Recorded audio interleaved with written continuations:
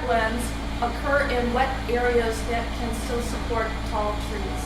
Bogs, special wetlands that are found in the far north, contain an amazing array of strange plants. Seabeds and stream bottoms are also sometimes considered wetland habitats, as are sandy shores and tidal flats. Okay. So my question to you is, what's your reader, who's not the strongest reader, going to think that the whole idea, the main idea is about, if they think that it starts with the top of the sentence?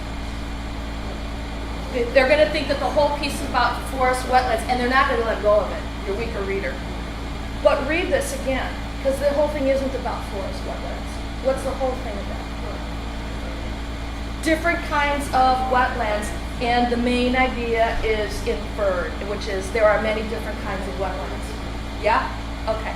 So this is an example of an implicit main idea. We have to show them how to read this, or they can't write any research paper, because they think the whole thing is about forest wetlands. Yeah? Okay.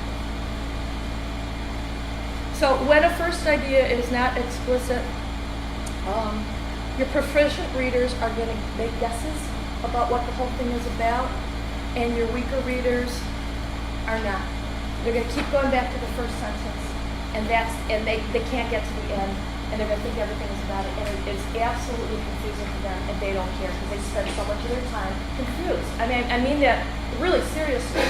So the more that we do think aloud, read aloud, gee whiz, you get to the second sentence and you say, I thought this whole thing was about forest wetlands, but now that I read it, no, I bet it isn't. The more we do that, just as a reading activity with them, the easier and the better readers they're going to be. So I put this out there just for this whole first section, which is help kids figure out what is important.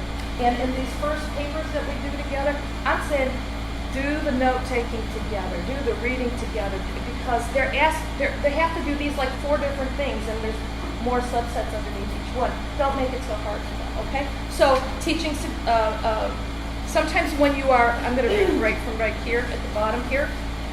So what we're going to do today is we're just going to give you the resources when we're working, all right?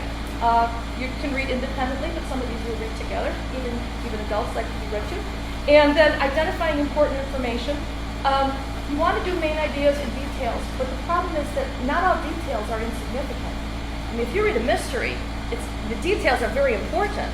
So I wouldn't dismiss them, but we need to help kids figure out what's main, what's a detail, and for what purpose, because main ideas change depending upon the purpose as well, about why we're reading it. And also, what is important is going to be different depending upon the topic that you want to write about or present on. So a good article for one person is not a good article for another person.